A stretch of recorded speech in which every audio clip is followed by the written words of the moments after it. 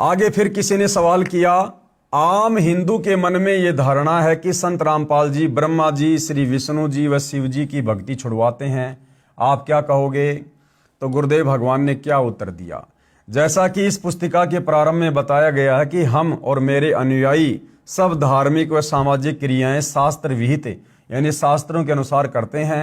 गीता अध्याय 16 श्लोक 23-24 में भी यही कहा है कि शास्त्र विधि को त्याग कर अपनी मर्जी से जो मनमाना आचरण करते हुए साधना करते हैं उनको न सुख प्राप्त होता है, न कार्य सिद्ध करने वाली सिद्धि प्राप्त होती है और न गति होती है। इसलिए शास्त्रोक्त कर्म करो, जैसा गीता अध्याय 15 श्लोक 1 व 3 तथा 16 व 17 में संसार रूपी पेड़ का उदाहरण बताया है।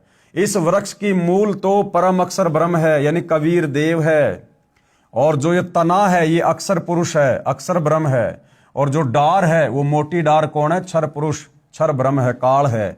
और तीनों देवता रजगुण ब्रह्मा, सतगुण विष्णु, तमगुण शंकर ये शाखा हैं, जो टहनियां हैं, तथा जो पत्ते हैं वो संसार के प्राणी हैं। दास रामपाल दास ब्रह्मा विष्णु तथा शिवजी व देवी देवताओं का सम्मान करता है तथा धार्मिक कर्म शास्त्रोक्त करता है और करवाता है। इसी क्रम में भक्ति की विधि शास्त्रोक्त करनी होती है। जैसे कोई आम या पीपल आदि का पौधा नर्सरी से मोल लाए तो उसको अपने घर आंगन खेत बाग में रोपने के लिए गड्ढा खोदा, उसमें सब पौधों को मूल की ओर से यानी जड़ की ओर से गड्ढे में रखकर चारों ओर मिट्टी लगाई, फिर उसकी सिंचाई की, पौधा पेड़ बना, फिर उसका लाभ मिला। यदि कोई अनजान उस पौधे को शाखाओं की ओर से गड्ढे में रखकर मिट्टी लगाकर सिंचाई करे, क्या वह पेड़ बनेगा? कभी नहीं, नष्ट हो जाएगा। तो इस भक्ति रूपी पेड़ की ब्रह्मा विष्णु महेश तो शाखा है, शाखा।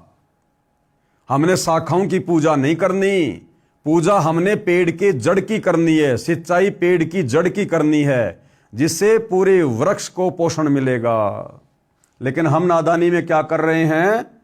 हम नादानी में ब्रह्मा विष्णु महेश रूपी शाखाओं की पूजा कर रहे हैं। हमने भक्ति रूपी पौधा उल्टा लगा दिया, उल्टा बीज दिया, जिस कारण से हमें भक्ति का कोई लाभ वर्तमान में प्राप्त नहीं हो पा रहा है। ठीक इसी प्रकार हम शास्त्रों में बताए अनुसार भक्ति रूपी पौधा रोपते यानी लगाते हैं, जो शास्त्र विधि अनुसार है, लाभदायक है। यानी गीता अध्याय 3 श्लोक 14 और 15 में भी स्पष्ट किया है कि अविनाशी परमात्मा यानी परम अक्षर ब्रह्म जो धार्मिक अनुष्ठानों में यानी यज्ञों में प्रतिष्ठित है, अर्थात उसी को इष्ट मानकर धार्मिक अनुष्ठान पूजाएं यज्ञ आदि करने चाहिए। कृपया देखिए सीधा तथा उल्टा बीजा रोपा हुआ भक्ति रूपी पौधे के चित्र तथा पढ़े गीता अध्याय 3 श्लोक 14-15 की फोटोकॉपी। अब ये देखिएगा भाइयों और बहनों, इस भक्ति मार्ग को अच्छे से समझने के लिए आप और हमने किस प्रकार से भक्ति साधना करनी चाहिए। ये जो आपको पौधा दिखाया गया है ये शास्त्र विरुद्ध साधना का है, जो शास्त्र विरुद्ध साधना वर्तमान में पूरा हिंदू समाज कर रहा है, जिसको करने के चलते हमें भक्ति मार्ग का कोई लाभ प्राप्त नहीं हो रहा।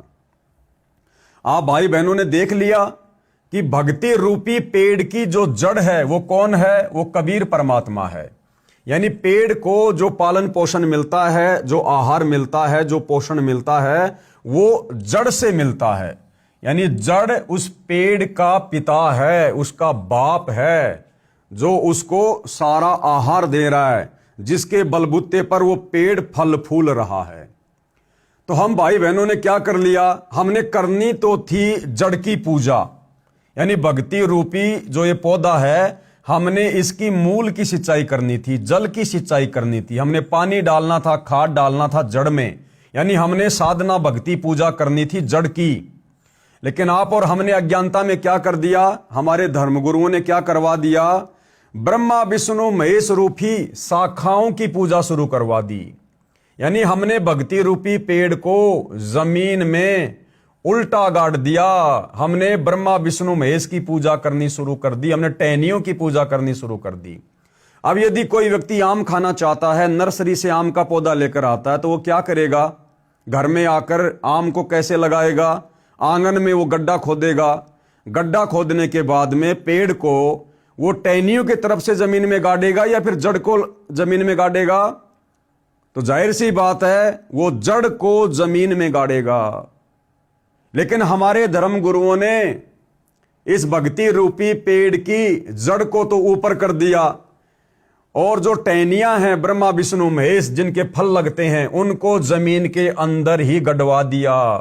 यानी ब्रह्मा विष्णु महेश की पूजा करनी शुरू करवा दी, जिस कारण से हमारा ये भक्ति रूपी पौधा सूख जाता है। हमें किसी प्रकार का कोई लाभ अध्यात्म का नहीं होता है। यदि हमने भक्ति रूपी पेड़ को सही प्रकार से लगाया होता, यानी शास्त्र अनुकूल सही भक्ति हमने की होती, तो भाइयों और बहनों आप और हमें इस भक्ति का पूरा लाभ मिलता।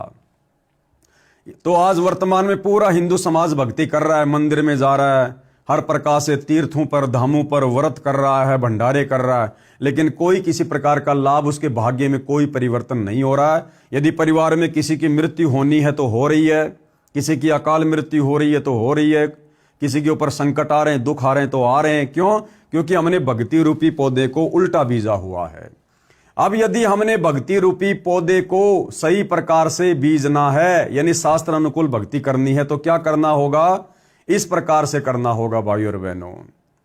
क्योंकि ये भक्ति रूपी पेड़ है, इसकी जो जड़ है वो पूर्ण परमात्मा है, कबीर साहिब है, जो तीनों लोकों में प्रवेश करके सबका धरण पोषण करता है।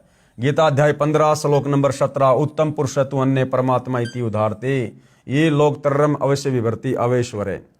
तो ये भक्ति रूपी पेड़ की जड़ है, मूल है, यानी पूरी सृष्टि का मालिक कौन है? कबीर परमात्मा।